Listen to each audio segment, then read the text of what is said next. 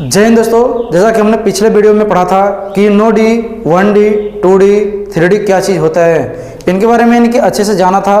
तो दोस्त आज का जो वीडियो है यह वीडियो इस प्रकार का है कि इस 1D, 2D, 3D का कोई यूज भी है या फिर सिर्फ ऐसे ही फालतू में हम पढ़ते हैं। तो इन्हीं सब चीज़ों को आज हम विस्तार से इस वीडियो लेक्चर में जानने वाले हैं दोस्तों, कि इस 1D, 2D और 3D का वास्तव में क्या चीज़ यूज होता है। क्या ये कहीं हम मैथ में यूज करते हैं, क्या ये हम साइंस में यूज करते हैं, या फिर जो है कि इसे कहीं और यूज करते हैं। तो दोस्तों आइए इस वीडियो को देर ना करते हुए, तो दोस्तों जैसा कि आप सभी लोग यानी कि देख रहे होंगे कि यानी कि हमारे यहाँ पे नो डी है, और नो डी का हमने एग्जाम्पल पढ़ा था दोस्तों कि हमारे पास सिर्फ और सिर्फ होता है पॉइंट। और इसमें यानी कि हम बात करें तो एक रे की बात करेंगे, एक लाइन की बात करेंगे और एक लाइन सेगमेंट की बात करेंगे।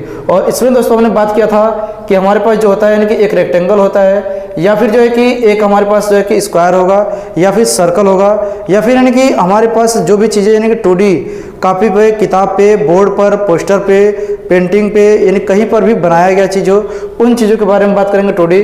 और 3D यानी क्या होता है कि जो भी चीज़ें हमारे पास यानी कि रियल होता है, उस रियल को यानी कि हम बोलते हैं 3D। या फिर यानी कि ये कहे कि जिसमें लेंथ, ब्रेथ, हाइट का बात हो, उस चीज़ को हम बोलते हैं 3D। दोस्तों इसमें यानी क्या होता है कि इसमें सिर्फ और सिर्फ एक लेंथ होता है, इसमें एक लेंथ होता है और एक ब्रेथ होता है, और इसमें एक लेंथ होता है, एक ब्रेथ होता है और एक हाइट होता है। अब दोस्तों यानी कि हम लोगों को यही चीज़ समझना है कि इन तीनों का यूज क्या है, आखिर क्यों हम जो है कि 1D, 2D और 3D चीज़ को पढ़ते हैं, क्या इसके पढ़ने से फ़ायदा होता है। तो यानी कि दोस्तों जो नो डी होता है, इस नो डी का एग्जाम्पल यानी कि हम सिर्फ मात्र एक एग्जाम्पल लेते हैं जिसको हम पॉइंट बोलते हैं। तो उस पॉइंट को यानी कि हम मैथ में या फिर कहीं पर भी यूज करते हैं, तो उन चीज़ों के बारे में हम बहुत अच्छी तरीके से जानते हैं। लेकिन दोस्तों ये जो लेंथ होता है यानी कि लेंथ, अब इस लेंथ को निकालने के लिए देखिए यानी कि इसमें होता क्या है, जब कहीं पर भी आपके पास एक ही लेंथ हो तो वहाँ पर आप निकालते क्या हैं, वहाँ पर निकालते हैं आप पेरीमीटर, यानी कि इस चीज़ को बोलते हैं हम परिमाप। देखिए दोस्तों जब आपके पास यानी कि सिर्फ और सिर्फ एक लेंथ होता है, उस कंडीशन में आप जो है कि परिमाप निकालते हैं, यानी कि उसका पेरीमीटर आप निकाल सकते हैं। और दूसरा चीज़ होता है कि जब आपके पास दो लेंथ रहे तो वहाँ पर आप परिमाप भी निकाल सकते हैं, और इसके साथ ही साथ आप निकालेंगे यानी कि क्षेत्रफल, यानी कि इसके साथ ही साथ आप निकालेंगे क्षेत्रफल। दोस्तों यानी कि जो परिमाप होता है वो परिमाप भी निकल जाएगा, और निकल जाएगा एरिया, यानी कि जो क्षेत्रफल होता है। तीसरा दोस्तों क्या होता है कि अब यानी कि इसमें निकालना हो तो आप इसमें जो है कि परिमाप भी निकालेंगे, और इसके साथ ही साथ आप क्षेत्रफल भी निकालेंगे, और इसके साथ ही साथ आप आयतन भी निकालेंगे। तो दोस्त जो हमारे पास 3D आइटम होता है, उन 3D आइटम में यानी कि आयतन भी निकल सकता है। यानी कि हमारे पास ये जो यानी कि नो डी है, तो नो डी में तो कुछ निकल ही नहीं पाएगा, यानी कि ना तो इसके पास लंबाई है, ना तो चौड़ाई है, ना तो ऊंचाई है, तो हम कुछ भी नहीं निकाल पाएंगे। लेकिन जो हमारे पास यानी कि लेंथ होता है, इस लेंथ यानी कि एक लेंथ, सिंगल लेंथ में हम परिमाप निकाल सकते हैं, और परिमाप मतलब के पास डिस्टेंस होता है, यानी कि अब डिस्टेंस। और दूसरी चीज़ की यानी कि जो हमारे पास यानी कि ये होता है रेक्टेंगल, यानी कि रेक्टेंगल हो, स्क्वायर हो, या 2D का कोई भी आइटम हो, उस आइटम में हम सिर्फ और सिर्फ एरिया निकाल सकते हैं। उसके साथ ही साथ यानी कि जो पहले से यानी कि हमारे पास है परिमाप, इस परिमाप को भी निकाल सकते हैं, क्योंकि अगर यानी कि इसके चारों साइड को यानी कि ऐड करें तो निकल जाएगा परिमाप।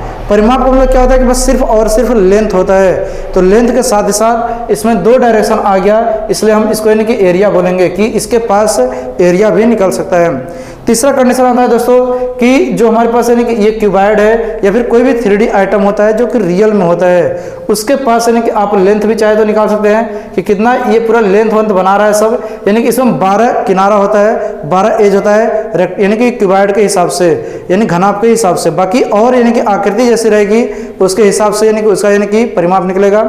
दूसरा चीज़ की ये कितना एरिया कवर कर रहा है, इस एरिया को भी हम फाइंड कर सकते हैं। और तीसरा चीज़ की इसके पास यानी क्या वॉल्यूम बनता है, तो वो वॉल्यूम भी फाइंड कर सकते हैं। अब यानी दोस्तों जो हमारे पास यानी कि 2D रहेगा, तो 2D में ही एरिया निकल पाएगा। अगर आप सोचेंगे कि 1D के पास एरिया, तो एरिया नहीं निकल पाएगा, क्योंकि एरिया के लिए कम से कम दो साइड होना जरूरी होता है, और अधिक से अधिक भी दो साइड होना जरूरी होता है, या फिर 3 साइड भी कर सकते हैं, एरिया उसका निकल सकता है। बट 2 साइड का होना जरूरी है, तभी वो एरिया निकल पाएगा।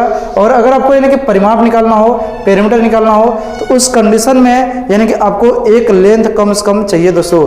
अधिक से अधिक कितना भी लेंथ कर दीजिए, वो आपको परिमाप निकाल देगा।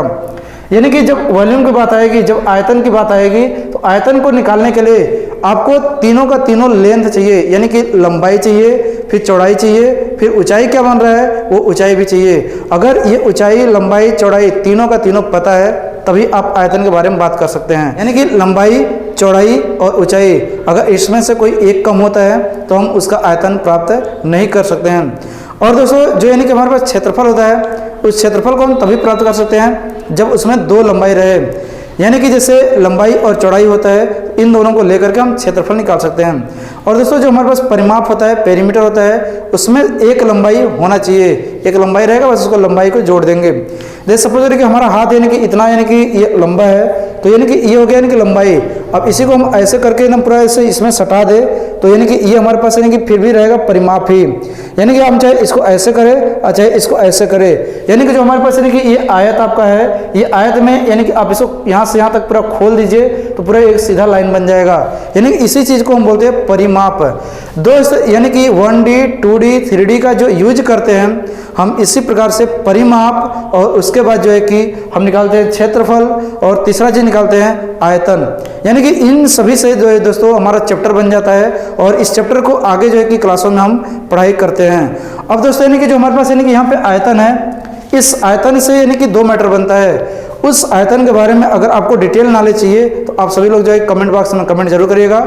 मैं उसको जो है कि अगला वीडियो जो है कि आयतन के बारे में लेकर के आऊँगा। और आयतन से दोस्त आयतन के बारे में अगर आप अच्छे से समझ जाते हैं तो पूरा फिजिक्स पे आप जो है कि कब्जा कर सकते हैं। आयतन वो चीज़ होता है, यानी कि आयतन के बारे में हम सभी लोग जानते ही नहीं हैं। हमारे आसपास होता है सब चीज़ है, लेकिन उसके बारे में जो है कि नॉलेज हमारे पास नहीं होता है। तो यानी कि वॉल्यूम क्या होता है, आयतन क्या होता है, इसको जो है कि हम अगले वीडियो में डालने का प्रयास करेंगे और समझाने का बेहतर प्रयास करेंगे कि आपको बहुत ही आसानी से समझ में आ जाए। तो दोस्त आज का वीडियो ये कैसा लगा कि 1D, 2D, 3D का यूज कहाँ पे करते हैं, अगर अच्छा लगा होगा तो बस एक लाइक जरूर कर दीजिएगा। फिर मिलते हैं दोस्तों अगले वीडियो में इसी प्रकार का वीडियो लेकर के। तो तक के लिए नमस्कार, धन्यवाद, जय हिंद, जय भारत।